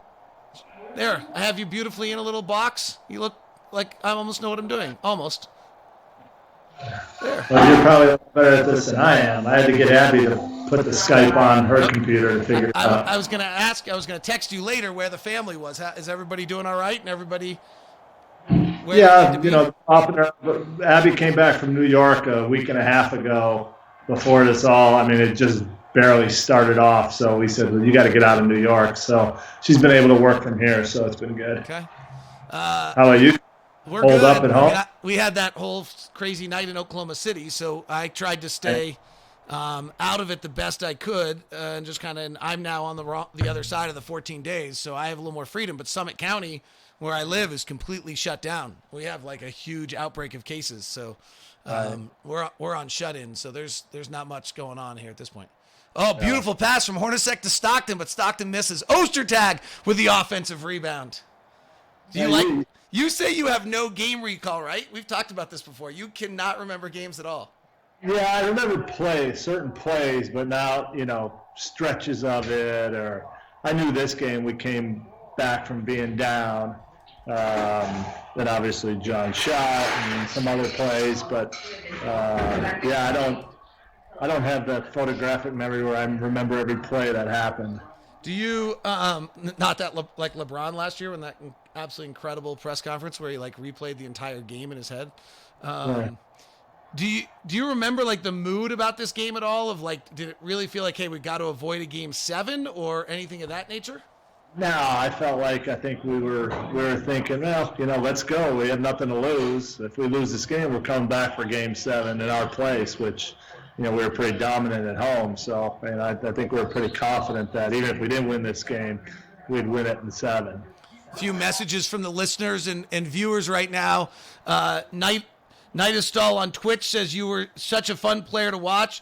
Jorgis says you were my favorite player of all time on Facebook. So they haven't forgotten you yet. Well, thank you all out there. That's I think this team especially, there was something about that time, and that's why it's so good to see how well the Jazz are doing now with this group of guys. And they're young, and they're going to have a lot of good years ahead of them. And, we were talking about it with my daughter and my wife, and Abby said, well, how old were you guys during this? I said, we were old. I mean, this, I don't know if any of us were in our prime, but guys were still, there's 5 top 50 players in this game between John and Carl and Drexler and Barkley and Olajuwon that, big team. I think the fans really got behind us, and they still do. Utah Jazz fans are fantastic. The 3 oldest teams in the league that year were the Rockets, Jazz, and Bulls. Yeah, well, that's 3 out of 4. Name that 4th team. I don't know. Who the Bulls beat? Did they beat the Pacers? I think that was the next year. Who? I think that was the next year. Okay. Because that's when we sat out those 10 days waiting for that series to end and kind of just threw us off a little bit. You were too good when that guy threw up 3 air balls in that series to end the game. Yeah, we did. We went through those series pretty fast where we were like 10-1, because you didn't have the best of 7 in the first round. So we'll see if this gets a laugh out of you from Facebook. Ryan says, I'm watching this game. Give this kid Ostertag a big contract. He got one. I don't know if that was the timing of it, but Greg played great. When you go up against Elijah Wan and, the games when we played Lakers and they had to go up against Shaq, those are tough assignments, and Greg did a nice job for us. And teams that go to the finals, are in these Final Four teams, you have your stars, but then all your role guys have to do their job. And Greg and Brian Russell and Antoine Cars, Howard Isaac, they all did a great job for us. You're down 8. You're down 10 now. There's 4 minutes left, and you are down 10. Yeah. We are going back to Salt Lake for Game 7 at this point. Well, I don't think if Carl was so hot this game, we said, well, let's just get it to him, but then you'll see here in a couple minutes ahead, another one of those Hall of Famers just takes over, and it was fun to watch. I think that's Carl's last shot of the game right there. Yeah, it might have been. Because I think you and John do everything for the rest of the way after this. I don't think I did much, but there goes John. Oh. Where are you in the game right now, by the way? Same thing. John just took a 3. And missed it? Okay. Yeah. And you tapped it out of bounds? I went over the top. Yeah. All right. No, I'm just trying to figure out so you're a little ahead of me, so I just want to make sure I react correctly okay. where we are in the game. I think we're a veteran team, too, and we've been through this with John and Carl. They're so calm players at the end of the games that you always feel like you're in the game. All you got to do is make a play or two, and our defense just really kind of came alive and really got stops here at the end. So great steal right there. When was the last time you watched this game? I don't know, probably 20-something years ago. Have you been watching the old games with nothing else on? I have not. We've been doing other things, trying to take walks and get out of the house and hang out in the yard and enjoy the nice weather here. Oh, thanks. Appreciate it. Only snowed a foot at my house today. I appreciate that though, Jeff. Thanks. Snow? Yeah, about a foot plus, and there's no ski resorts open, so you can guess how well I'm dealing with that. Yeah, not too well. Yeah, thanks. You talked to John today for his birthday? I talked to him yesterday, actually, and we're going to talk here in a little bit. Abby does a little thing, so she's going to ask him a question about this game, and I'm sure he's getting ready for his birthday cake here pretty soon. So we'll try not to hold him up too much, but what are the odds John's watching this right now? 0? How much higher than 0 can I go? 0? How much lower can you go? Right. He should watch it. He's good way to celebrate his birthday. I wonder. Do you really think there's 0 chance he's watching it? Yeah, I wouldn't. I wouldn't think he'd be watching it. He's more likely watching like an old David Stockton G League game. Yeah, I wouldn't have known if it was on if you wouldn't have called me the other day. All right, well, there I am, pain in the ass again. Sorry. At least I'm at least 25 years later, I'm still consistent, right? Things never change. It's only 23 years, right? Okay, we're not that old yet. Well, we might be, but B. Russ, straight down the barrel. Yeah. It's pretty muddy. I think you're ahead of me, aren't you? What's the score? 96-89, 2:40 left. Oh, yeah. Yeah. You're ahead, or who's ahead? When Greg just blocks Elijah on? No, you're ahead of me. If I had this as a play-by-play announcer telling me what's about to happen, I'd be really good. You know the one that jumps out? You watch these games and you know it's going to be a 1-point game, right? The little, beautiful, foul. Jerry brought John back in for the final play of the third quarter, which my memory is he didn't do very often. Right. And John hits a pull-up 3 to close the quarter. You look back at these games and every little point matters. Yeah, well, that happened at the end of the first half too. And Oh, yeah. Where I think we were down 11, and then I forgot somebody scored, and then Carl got that offensive rebound, shot it right at the buzzer, and made it. And finishing off quarters, 2 points here, 2 points there. Those end up being big. It's so, that's the one thing I do love about rewatching these games, because by the time you're in it and covering it, and playing it, I'm sure, you don't, you kind of only remember the last few minutes, the last 5 minutes, and then it's I had even just in this forgot about the mailman buzzer beater. It's so funny where the 1 or 2 points along the way. It's why these coaches are always yelling at you that every possession matters. That's why coaches get gray hair, right? You look good. Yeah, I got a lot of gray going now. Well, you did work in New York, so I really can't imagine. I can't, I won't. Since we're on a live broadcast, I won't make my next comment to you about things. So, I'll text you my next comment rather than saying it in a way that gets me in trouble. Okay. Yeah. You picked your wife partner much better than you did some of your other partners. How's that? Yeah. I know you're right there. That's right. What is it interesting? Do you watch the style of the game then compared to now? Well, yeah, it's so much different. You can see just execution of plays. I got a text from my son earlier in the day from the one in Chicago, Ryan, saying, I think he watched the Denver game that was on earlier, and he goes, 129 points, and you guys only took 4 3-point shots. It's amazing how that works. You can get them either by scoring and shooting through a lot of threes or getting the free throw line. And we were obviously with Carl. You can get in the bonus early. That's a big strategy. Get to the basket. Because then once that happens, the defenses have to kind of relax a little bit and especially in today's game, that's one big key of trying to get that bonus early. That makes a world of difference. So, here there's a lot of inside play, inside and then out. In today's game, it's more outside and sometimes in. Maybe if you get an offensive rebound is the only time. So, different styles. It's interesting to me. I watching today, and I've watched all 3 of them. I had forgotten how much room the illegal defense gave everyone. There's a little. They had to start above the free throw line, but you could get right at the dot. So, But when you'd move Stockton and Malone would move the pick and roll off to the wing, kind of play it free throw line extended left side, and everyone had to be lifted up. Today, you're not getting that kind of room on an angle left pick and roll anymore. Well, you could have gone. You just are committed to the trap then. Back in the day, it's not like you couldn't go off those spots.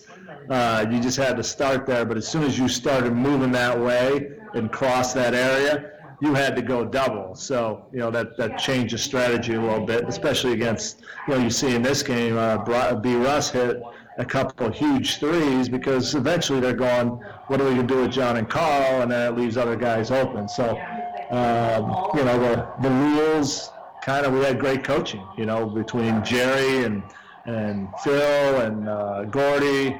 The strategy of using the rules in your favor is something that they came up with and did a great job of putting us in those areas to, like you said, create the space that John and Carl can do their thing. Well, there John dug in and came over and cut that one off, just like you're saying, exactly, kind of on cue. Yeah, we were doubling Elijah Wan. That guy was fantastic. So we were doubling just about every time he touched it, doubled and tripled, and just rewatching this game, I thought we did an excellent job of getting back out to those shooters. They hit some threes on us, but we were digging it out and not letting the team just go crazy, and we were scrambling back out and at least challenging shots. So. Again, what gets you to the finals, gets you championships is the defense, and at least in this game, it looks like we did a pretty good job with it.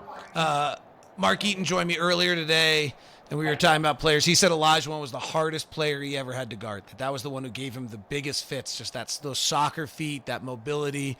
He's like, the other guys, they were big and they were strong, but I was too. He's like, Olajuwon, that was just more than I could handle.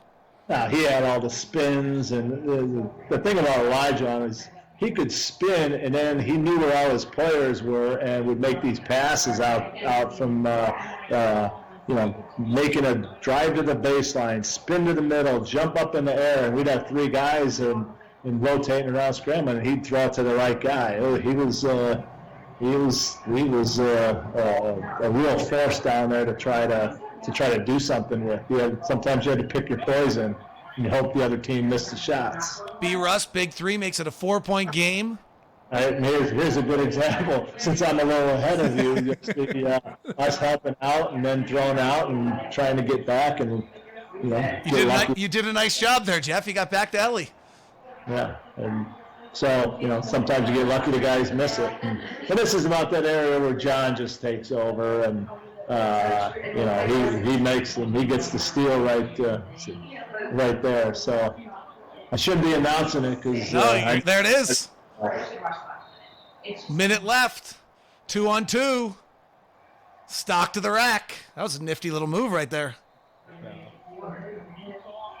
Yeah, and that's what happens when you're down by 10, 12 points in a game, and all of a sudden you catch a team. It's like, we're going to win this game. You have great confidence of those things happening. What was John's competitiveness like in this setting? Like, was it just, what was it like?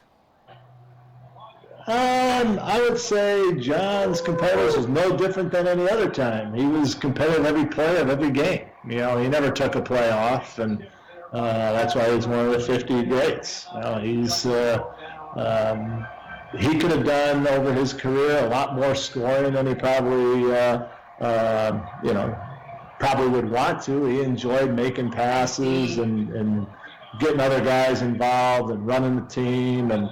But if you just said, hey, go out there and get us 25, 30 points, he probably could do it every time. Great defense right there, Jeff. Ostertag a beast. We were scrambling all over. You did a great job. You cut off the baseline, forced Ellie too deep. There's a good picture of John. The guy's played 45 minutes probably in this game, running all game long. He's not even sweating. That was one thing about John. He never sweat.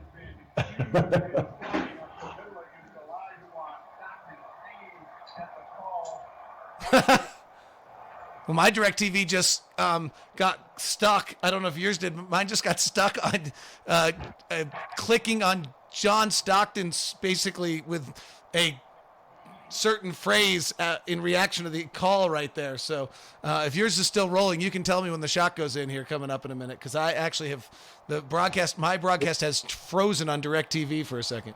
Oh, now we're just with Barkley shooting his free throws to put them up by 2. All right.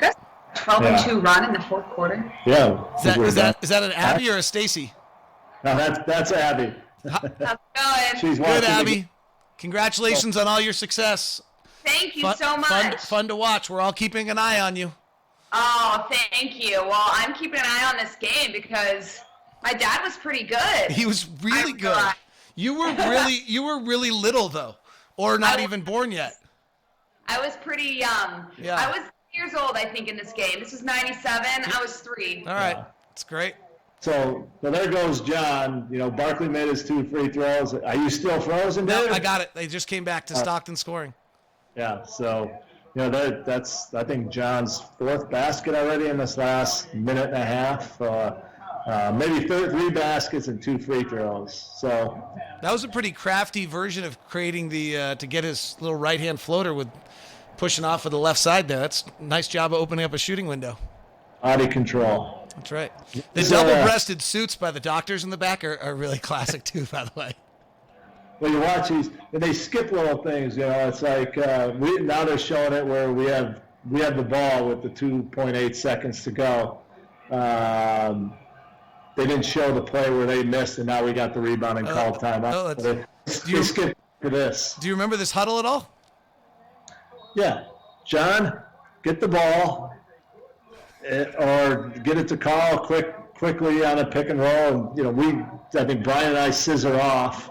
And then John was coming off. We run this play lots of times at the end of games. but it was kind of a fun one to rewatch here when John goes up for the shot because he is open, and my direct line of seeing that ball travel in the air, going, that ball's in, we win this game. All right. I know what happens, but I'm nervous. That was Abby saying she knows what happens, but she's nervous. I bet her $1 earlier that we win I this love game. the celebration. She said that she would bet me $2. The best is when you jump into John's arms. Oh. Well, that guy was pretty happy, that Jerry Sloan guy right there. Yeah, I think we all were at this point.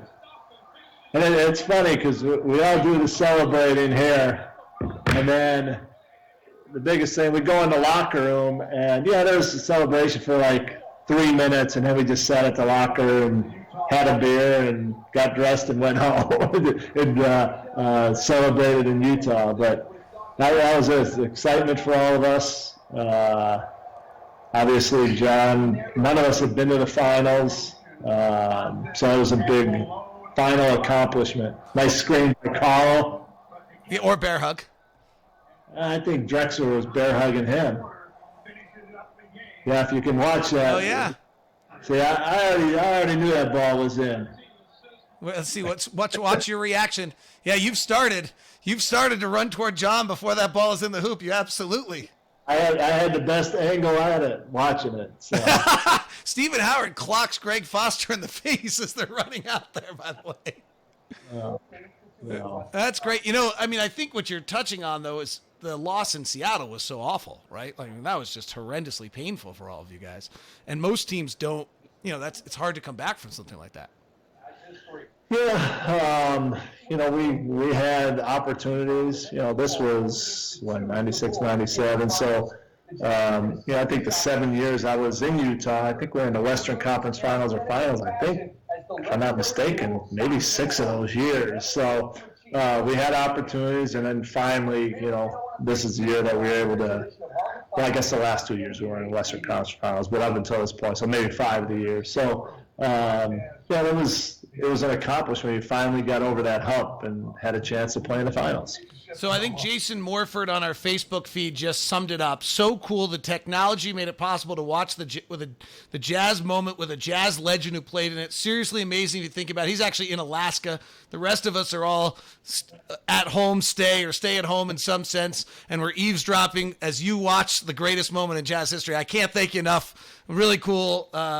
Appreciate you taking the time. Appreciate the fact we're still in touch 23 years later too. I think that's equally as cool. So great to talk to you, and hopefully the NBA season gets back to at some point this year and can get the playoffs, because I'd like to see Donovan and Rudy and those guys do the same thing there in Utah. Well, it'd be great. And if we ever play that April 11th game in Phoenix, dinner or lunch is on me, or coffee or whatever it is. Say hi to Stacy.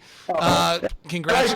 I like the way you offer breakfast or lunch or coffee or whatever. You know there's no game April 11th. Well, no, but if that game is played on June 23rd, then I got you.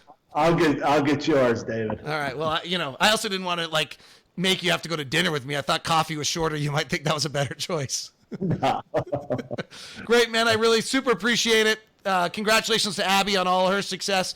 Abby's kind of building her sports broadcasting career, and then not only sports broadcasting, but kind of last time I checked, had stepped and done some non-sports things as well, is on her way. Fox Nation, check it out. Yep, Fox Nation doing great work. So great shows. So yep. Say hi to Stacy, and thank you very much, and hopefully we'll get in touch, and if you come on out in town, let me know.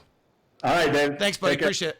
That is Jeff Hornacek. So super nice of him to join us. What a special night experience. I got to be honest, as a lifelong Jazz fan, I covered Jeff.